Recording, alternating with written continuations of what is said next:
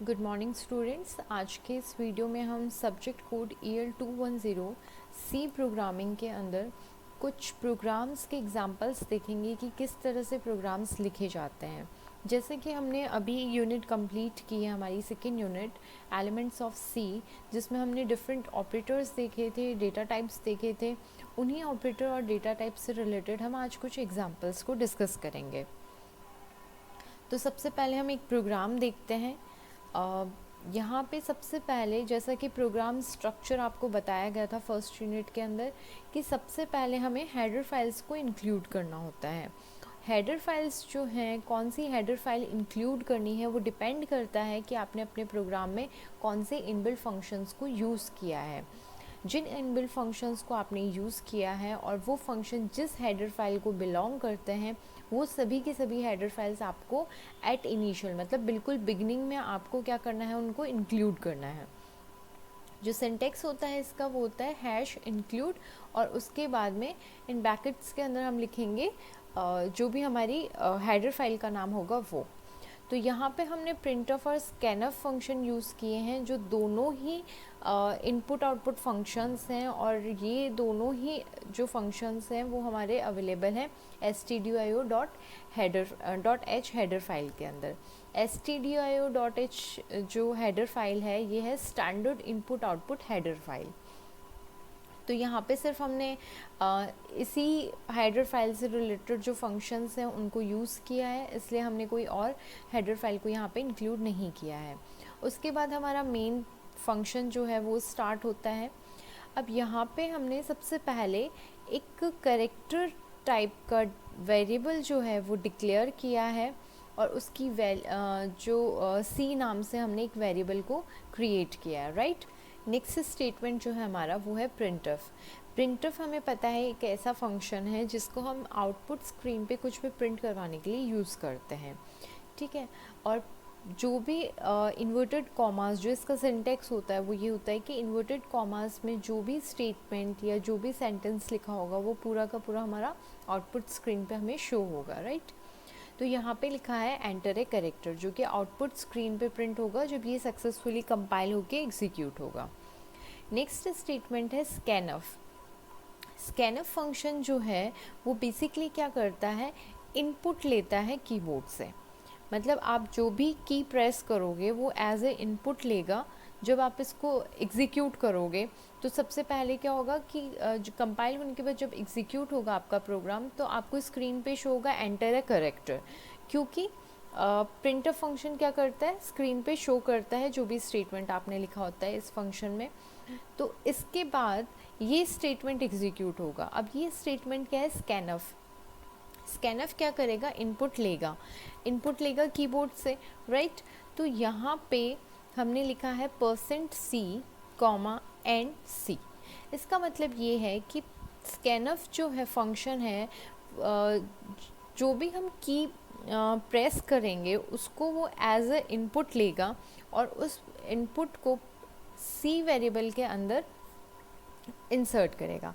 मतलब कि जहाँ पे भी मेमोरी के अंदर जो स्पेस ऑक्यूपाई होगा, जिस स्पेस को या जिस मेमोरी लोकेशन को सी नेम से आइडेंटिफाई किया जाएगा, वहाँ पे वो जो भी पर्टिकुलर कीवर्ड जो प्रेस किया गया होगा यूज़र के द्वारा वो स्टोर हो जाएगा, ठीक है।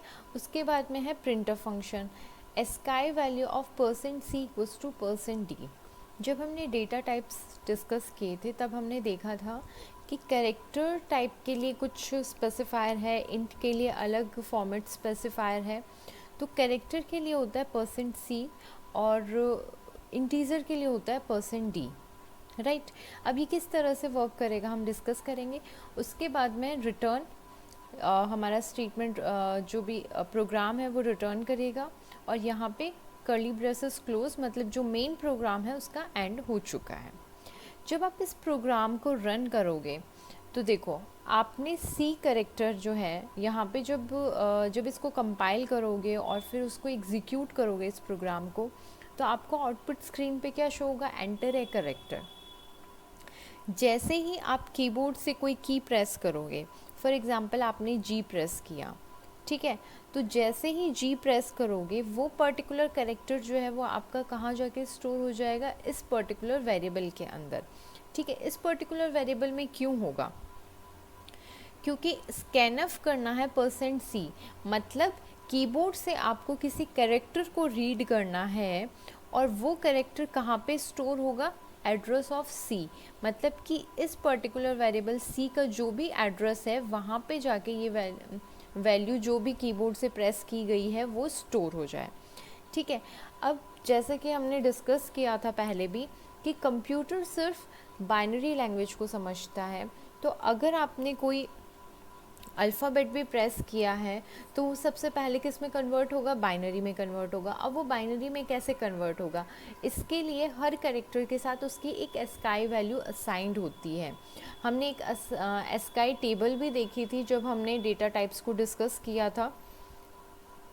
तो जो जी है, जी के करस्पॉन्डिंग जो भी एस्काई वैल्यू होगी वो एस्काई वैल्यू कन्वर्ट होगी हमारी किस में, बाइनरी में, और उसके बाद वो यहाँ पे इस पर्टिकुलर वेरिएबल के नाम से, मतलब इस पर्टिकुलर वेरिएबल के नाम से जो भी मेमोरी लोकेशन होगी वहाँ पे स्टोर होगी। राइट, आपने ये स्टोर कर दिया, इसके बाद में प्रिंटफ फंक्शन एग्जीक्यूट होगा जिस पे लिखा हुआ होगा ASCII value of %c equals to %d।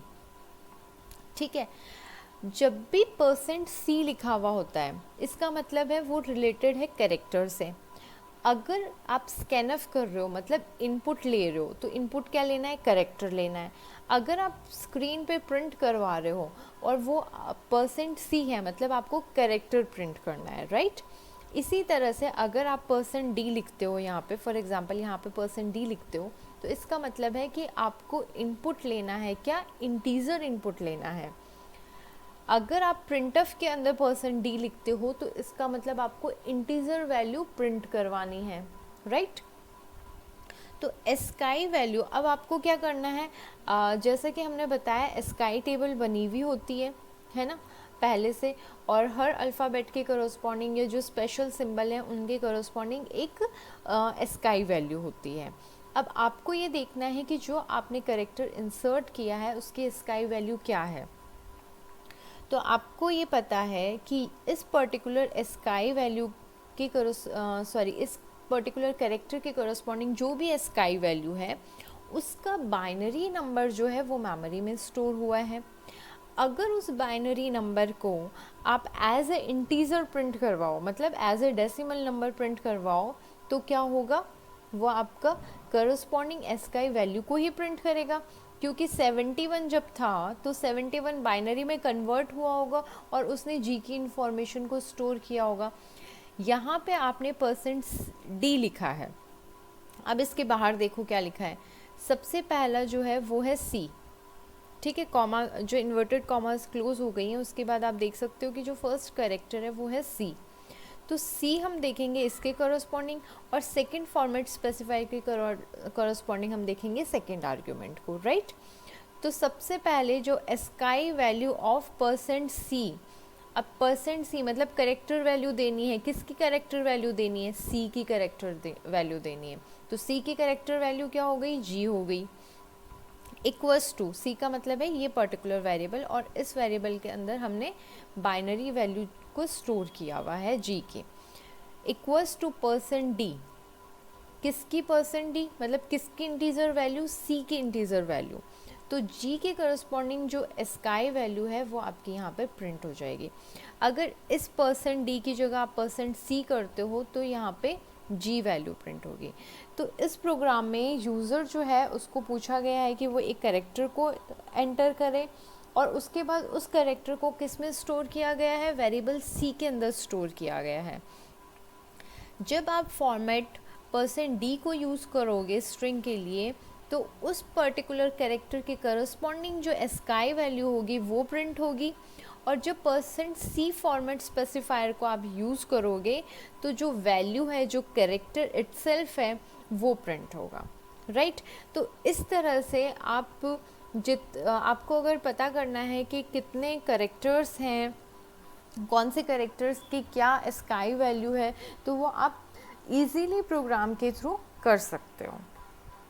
Next programme हम देखते हैं लॉजिकल ऑपरेटर्स पे बेस्ड है। जैसा कि हमने बताया था लॉजिकल ऑपरेटर्स में एंड ऑपरेशन होता है और नॉट होता है। एंड का मतलब होता है दोनों कंडीशन सेटिस्फाई होनी चाहिए तो हमारा आउटपुट ट्रू आएगा, अगर कंडीशन दोनों सेटिस्फाई नहीं होती है तो फॉल्स आएगा। और के अंदर ये होता है कि मिनिमम एक कंडीशन सेटिस्फाई होनी चाहिए, मतलब ट्रू होनी चाहिए। और नॉट के अंदर होता है कि अगर कंडीशन ट्रू है तो फॉल्स आउटपुट आएगा और अगर कंडीशन फॉल्स है तो रिज़ल्ट जो है वो ट्रू आएगा, राइट। अब कंप्यूटर में ट्रू और फॉल्स का क्या मीनिंग है? ट्रू का मतलब होता है वैल्यू 1 और फॉल्स का मतलब होता है वैल्यू 0। देखो कंप्यूटर सब कुछ बाइनरी में समझता है, इसलिए बाइनरी मतलब 1 और 0, राइट। तो कंप्यूटर के लिए अगर ट्रू है तो इसका मतलब है 1 और अगर कोई चीज़ फॉल्स है तो इसका मतलब है 0, राइट। अब हम प्रोग्राम देखते हैं। सबसे पहले हमने हेडर फाइल्स को इंक्लूड किया है, हमारा मेन प्रोग्राम स्टार्ट हुआ है। हमने 3 वेरिएबल्स को यहाँ पे डिक्लेयर किया है जिनकी वैल्यू इनिशियलाइज की है और एक वेरिएबल विदाउट एनी वैल्यू हमने डिक्लेयर की है। तो ये सभी वैल्यूज़ जो 4 वेरिएबल्स हैं वो सारे हमारे इंटीजर टाइप के हैं। ए वेरिएबल है जिसकी वैल्यू 5 है, वेरिएबल बी की वैल्यू भी 5 है, वेरिएबल सी की वैल्यू 10 है और चौथा वेरिएबल है हमारा रिजल्ट। अब देखो result equals to A equals B and C is greater than B.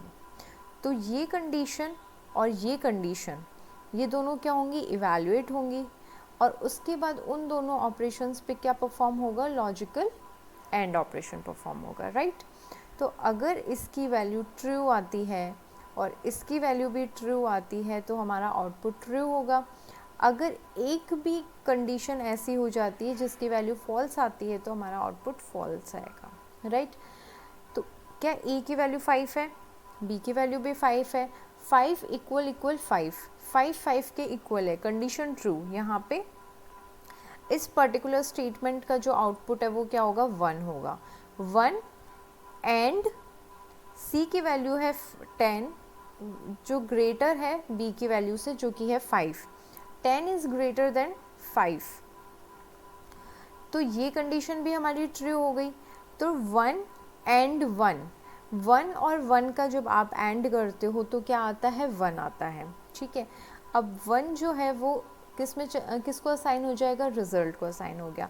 अब हमें यहाँ पे प्रिंट करना है a equals B and c is greater than b is. यहाँ पे देखो ये स्टेटमेंट हमने पूरा का पूरा किस में लिखा है? इन्वर्टेड कॉमास में लिखा है, तो ये हमारा एज इट इज़ आएगा।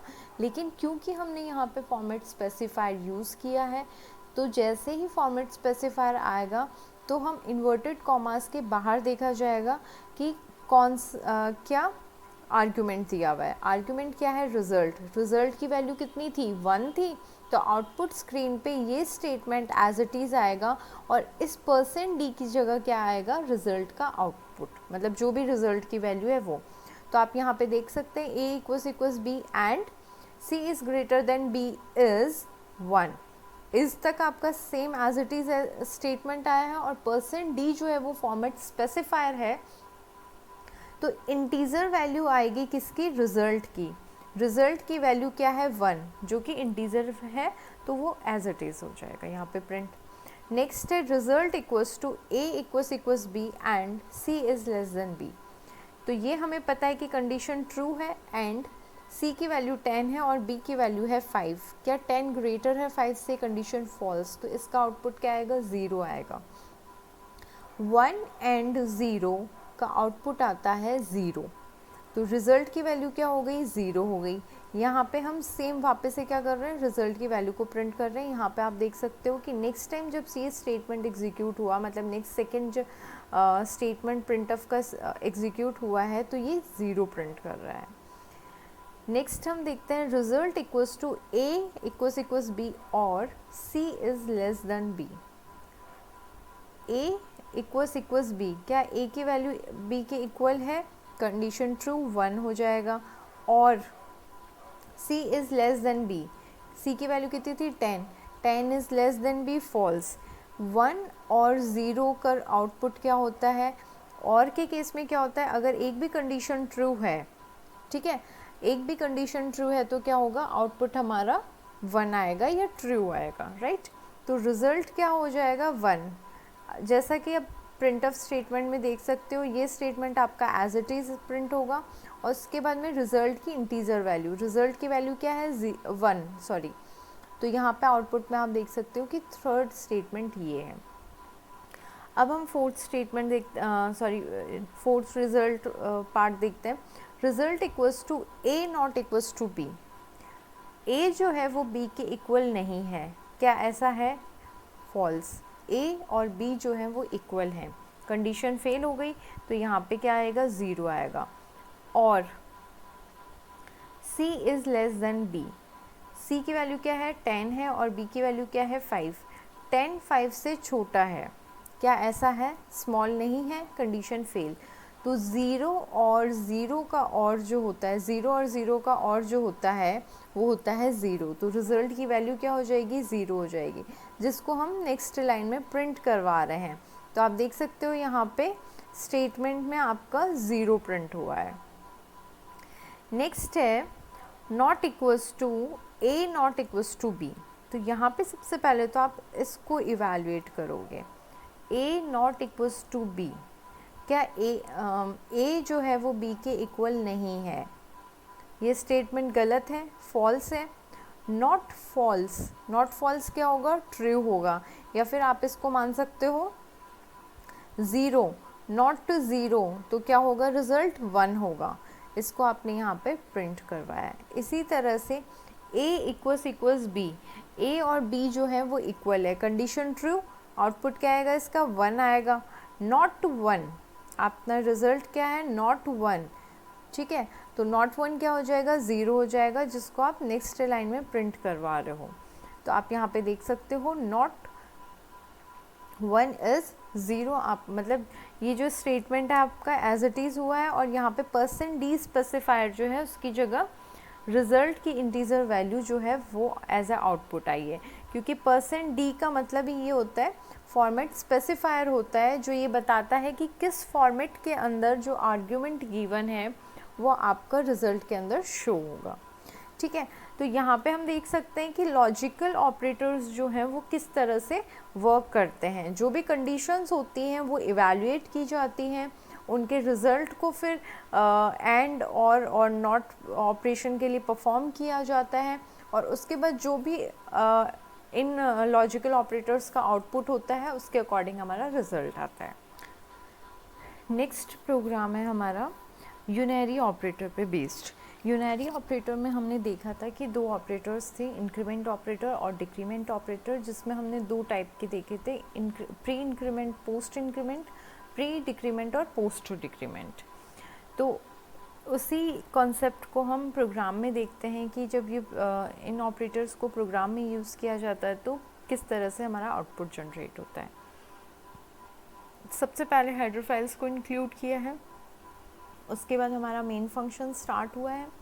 यहाँ पे हमने इंटीजर टाइप के 2 वेरिएबल्स डिक्लेयर किए हैं, a और b, और इनकी वैल्यू को हमने इनिशियलाइज़ की है 5 5 से, a की वैल्यू भी 5 और b की वैल्यू भी 5 है। तो सबसे पहला जो स्टेटमेंट है वो है प्रिंट ऑफ /n, जो है वो न्यू लाइन के लिए होता है, ठीक है। तो यहाँ पे क्या होगा कि जितने भी स्टेटमेंट एग्जीक्यूट होंगे उसके बाद कर्सर जो है वो न्यू लाइन के अंदर चला जाएगा, इसलिए आप यहाँ पे देख सकते हो कि जो आउटपुट है वो ऐसा नहीं है कि 5 4 फिर आगे 4 4 4 2, इस तरह से नहीं है, वो न्यू लाइन के अंदर हर प्रिंट ऑफ स्टेटमेंट का जो आउटपुट है वो एक न्यू लाइन के अंदर है। तो यहाँ पे %d a minus minus comma minus minus b। अब देखो फर्स्ट जो फॉर्मेट स्पेसिफायर है वो किसको रिप्रेजेंट कर रहा है, a माइनस माइनस को। जैसा कि आपको बताया गया है, पोस्ट डिक्रीमेंट का मतलब है पहले वैल्यू यूज़ होगी और उसके बाद वो डिक्रीमेंट होगी, तो प्रिंट क्या होगा, 5 एज इट इज़ प्रिंट होगा और उसके बाद इसकी वैल्यू को डिक्रीज़ किया जाएगा। और b जो है उसकी वैल्यू क्या है 5, सेकेंड स्पेसिफायर है %d minus minus b, minus minus मतलब पहले प्री डिक्रीमेंट है ये, तो पहले डिक्रीमेंट होगा और उसके बाद इसकी वैल्यू को यूज़ किया जाएगा। तो 5 को हम क्या करेंगे 1 से सॉरी रिड्यूस करेंगे, तो 5 की वैल्यू बी की वैल्यू 5 से क्या हो जाएगी 4 हो जाएगी, राइट। इसके बाद क्योंकि ये न्यू लाइन हमने यहाँ पे दिया हुआ है इसलिए नेक्स्ट लाइन में हमारा आ जाएगा कर्सर। सेकेंड स्टेटमेंट है print of /n %d a minus minus comma b minus minus, ठीक है। अब यहाँ पे आप देख सकते हो a माइनस माइनस है, a की वैल्यू क्या है, यहाँ पे अगर देखो तो 5 है, लेकिन ये पोस्ट डिक्रीमेंट थी, ठीक है, मतलब इसके बाद डिक्रीमेंट हुआ था तो वैल्यू क्या हो चुकी होगी 4 हो चुकी होगी, तो यहाँ पे 4 आएगा। ऑल्दो ये 4 प्रिंट होने के बाद क्या होगा वापस से इसकी वैल्यू जो है वो डिक्रीज़ होगी, क्योंकि यहाँ पे भी a माइनस माइनस है।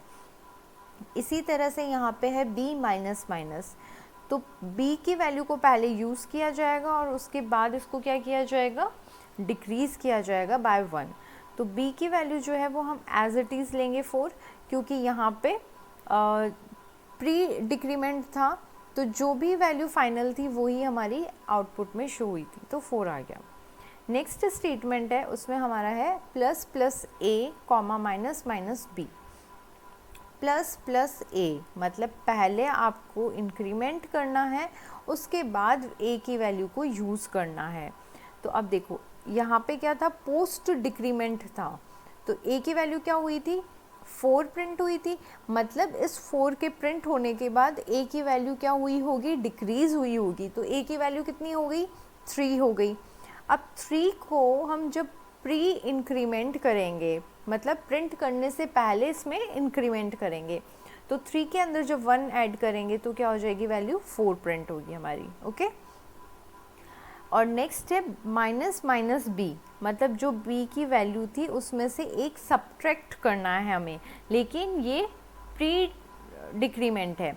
अब यहाँ पे आप देख सकते हो इस स्टेटमेंट में ये क्या था पोस्ट डिक्रीमेंट था, मतलब कि जो वैल्यू यहाँ पे प्रिंट हुई है इस स्टेटमेंट से जस्ट प्रीवियस वाले स्टेटमेंट को देखो आप, प्रीवियस वाले स्टेटमेंट में 4 आउटपुट हमारा प्रिंट हुआ था, इसका मतलब ये है कि 4 प्रिंट होने के बाद b की वैल्यू जो है वो डिक्रीमेंट हुई है बाय 1, तो b की वैल्यू कितनी हो गई 3 हो गई।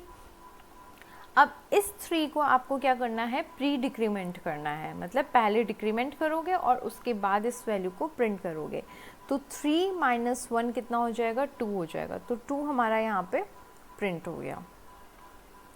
अब नेक्स्ट स्टेटमेंट जो है वो है a plus plus b plus plus.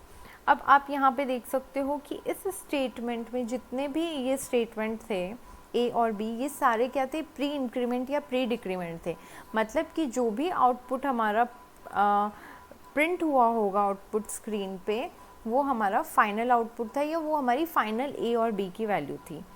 अब यहाँ पे दोनों क्या हो रहे हैं पोस्ट डिक्रीमेंट, मतलब कि जो वैल्यू है वो एज इट इज़ हमारी प्रिंट होगी और उसके बाद हमारा इंक्रीमेंट होगा, तो 4 और 2 जो है वो एज इट इज़ आपके यहाँ पे प्रिंट हो गए।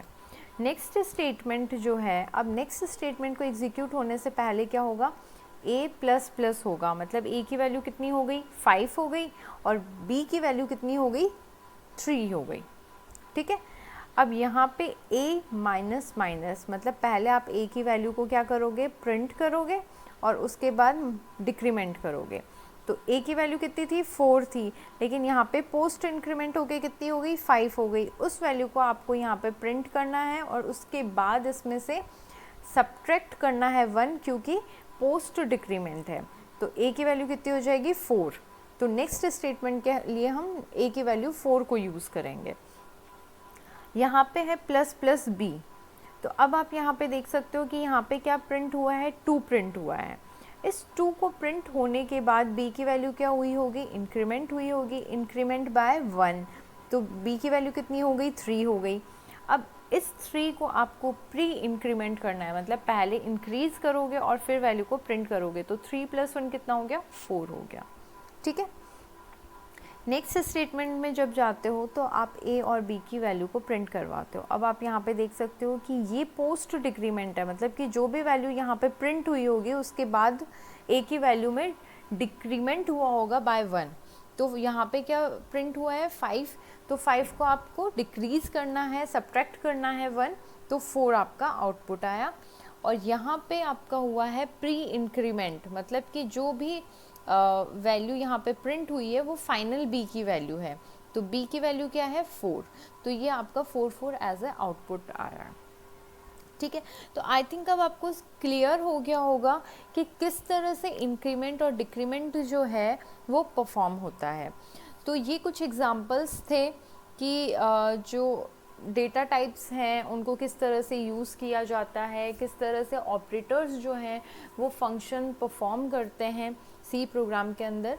आज का वीडियो लेक्चर हम यहीं स्टॉप करेंगे और नेक्स्ट लेक्चर से हम 3rd यूनिट स्टार्ट करेंगे। Thank you.